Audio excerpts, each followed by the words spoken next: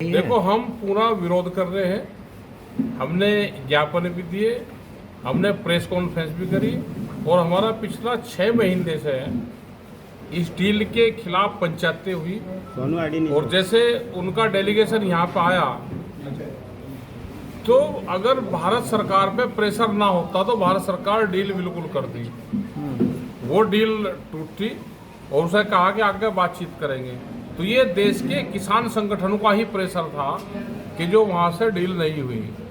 लेकिन अभी जैसे मक्का इन्होंने मंगाई, ऑस्ट्रेलिया से आई मक्का, और यहाँ का ये मक्का का क्षेत्र है पूरा, यहाँ से लगा कर आगे इलाहाबाद और कानपुर तक मक्का पैदा होती है। मध्य प्रदेश में होती है, कर्नाटक में हो रही, बहुत ही स्टेट में मक्का पैदा होती है, पंजाब हरियाणा में होती है। और मक्का का हालात ये है कि किसान की कमर तोड़ दी।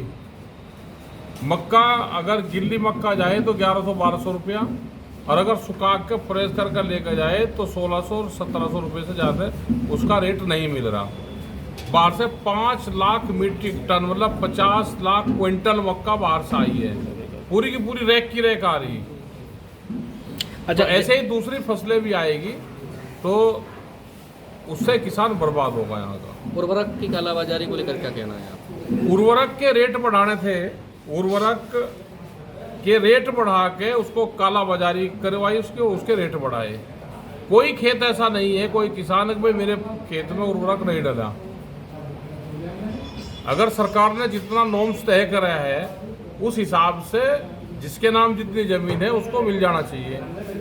लेकिन कालाबाजारी होती है, कुछ लोग ब्लैक में खरीदते हैं, कुछ जो अधिकारी जो कर्मचारी है वे बेचते हैं मार्केट में। नैनो कोई खरीदना नहीं चाहता, उसके रिजल्ट ठीक नहीं है, वो मार्केट में अवेलेबल है।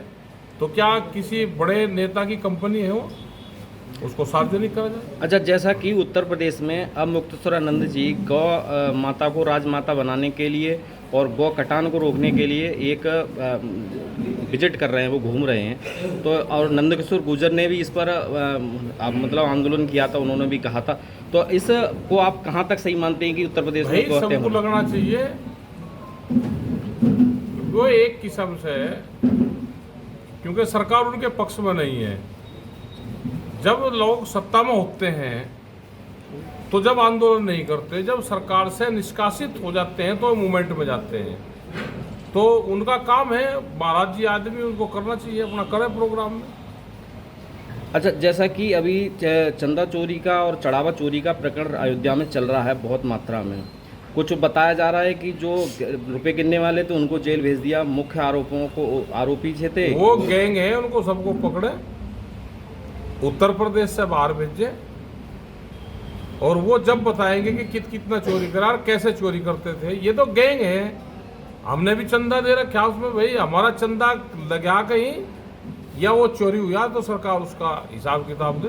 हमने भी दे रखा राम मंदिर में। राम मंदिर ट्रस्ट का दावा है कि जो भक्तों ने जो भी चढ़ावा चढ़ाया वो सुरक्षित है। तो कैसे सुरक्षित है? ये पेपर वाले को झूठ बोल रहे, अखबार को झूठ बोलती है।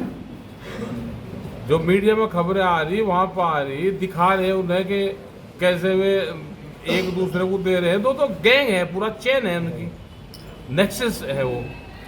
SIT वो सबको बदलना चाहिए वहाँ से। SIT ने जो रिपोर्ट सौंपी है, क्या आप उस SIT की रिपोर्ट से सहमत हैं? रिपोर्ट कोई झूठ थोड़ा देती है वो, और सबको पता है। तो चंदा तो चोरी हुआ है, ये तो चंदा चोर है। ये गाय के नाम पर काम करते हैं, तिरंगे के नाम पर काम करें, इनका मकसद कुछ नहीं है उस इनसे हमदर्दी। इनको गाय जो गौशाला है वो जेल है एक किस्म से, वो वहाँ पे मरती हैं भूख से। 50-100 रुपया एक दिन में कौन सा पशु रह जाएगा? अच्छा, कुछ उसमें ऐसे लोग हैं कि जो सेंट्रल गवर्नमेंट के लोग उसमें हैं, उसमें ज्ञानेश कुमार जो चुनाव आयुक्त हैं वो भी उसमें सदस्य रहे हैं, और कुछ स्टेट गवर्नमेंट के भी हैं। सदस्यता अलग होती है कि उसको मेंबर बना दिया, वो कोई चंदा गिनती पे थोड़ा करवाएगा। जो गड़बड़ करते हैं वहाँ पे जो गिनती करने वाले लोग हैं वे गड़बड़ करी उन्होंने। अच्छा, आरोप तो गोपाल राय, अनिल मिश्रा और चंपत राय जी पर लग रहा है, लेकिन उनमें से कोई चंपत राय चंपत हो गया लेके चंदा, जिसका नाम ही चंपत राय है। तो राय तो बड़ा खिताब मिलता था अंग्रेजी टाइम पे, तो राय चंपत राय भाई चंपत हो गया लेगा पे चंदा वो- होगा गैंग है सबका। आपको कहीं दिखाई नहीं दे रहे तीनों, गोपाल राय, नरेंद्र मिश्रा, तो इस पर आप क्या कहेंगे? भाई सरकार ढूंढेगी ना, अब अपना जनता हिसाब दे चंदे का। वहाँ पे क्या करना चाहिए, पैसे ना दे के वहाँ पे सीमेंट दो, लकड़ी दे, स्टील दे, क्या चीज़ वहाँ पे चाहिए वो दे। कोई आदमी कहे कि भाई मैं 10 दिन की मजदूरी दूंगा, तो 10 दिन की मजदूरी के वो दे दे मजदूर उनको काम करने के लिए। ये तो चंदा तो सारा चढ़ावा चढ़ रहा। साउथ के लोग थे, हम भी वहाँ पे गए तो 50-50 हज़ार की गड्डी ऐसे डालते थे गुल्लक में, तो सब चोरी होगी। महिलाएं अपने गहने डालती थी उसमें। इनकी जांच होनी चाहिए भाई। किसानों के राम बड़े मंदिर- किसानों के बड़े मुद्दे ऐसे कौन से हैं जिस पर आगे आप और ज़्यादा मुखर होंगे, जिससे किसान परेशान है? एक किसानों की कुछ देखो, नीतियां ऐसी- किसान तो बिजली का एक बड़ा इशू है। ये बिजली के जो स्मार्ट मीटर लग रहे हैं ये इशू है। अब इलेक्शन आ गया, हर पार्टी अपने घोषणा पत्र में स्मार्ट मीटर का जिक्र करे कि हम लगाएंगे या नहीं लगाएंगे। ये जनता की डिमांड है, खाली किसान की भी नहीं, आम जनता की डिमांड है। और जिसकी सरकार आ जाएगी फिर उसको काम करे, या तो ये कहे कि हम लगाएंगे। और अगर भाई घोषणा पत्र में स्मार्ट मीटर का जिक्र नहीं होगा, जिसकी सरकार बढ़ेगी स्मार्ट मीटर लगेगा नहीं। हम घोषणा पत्र के आधार पर चलेंगे। अंतर्राष्ट्रीय बाजार में तेल की कीमतें गिरी हैं लेकिन देश में नहीं गिर रही हैं, इसके पीछे कुछ? इसके पीछे तो ये है कि इनकी कीमतें बढ़ानी है, पेट्रोल और डीजल की।